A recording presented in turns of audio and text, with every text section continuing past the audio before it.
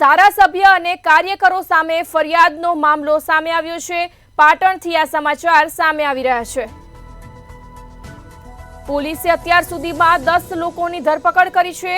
ધારાસભ્ય અને કાર્યકરો સામે ફરિયાદના મામલે પોલીસે 10 લોકોની ધરપકડ કરી છે। પકડાયેલા તમામ આરોપીઓને પોલીસ મેડિકલ માટે લઈ ગઈ છે। મેડિકલ બાદ તમામને પાટણ કોર્ટમાં રજૂ કરવામાં આવશે। નગરપાલિકાના કોંગ્રેસના નગરસેવક ભરત ભાટિયાએ નિવેદન આપ્યું છે।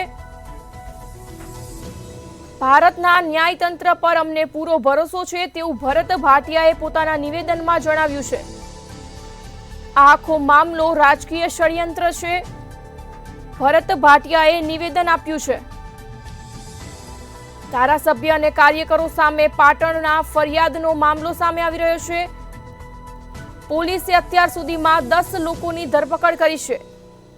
નગરપાલિકાના કોંગ્રેસના નગરસેવક ભરત ભાટિયાએ નિવેદન આપ્યું છે।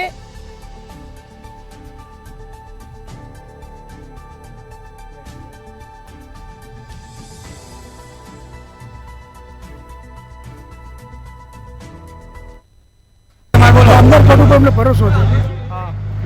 બસ આખું એક રાજકીય ષડયંત્ર છે, એમાં પાર પડી જશે।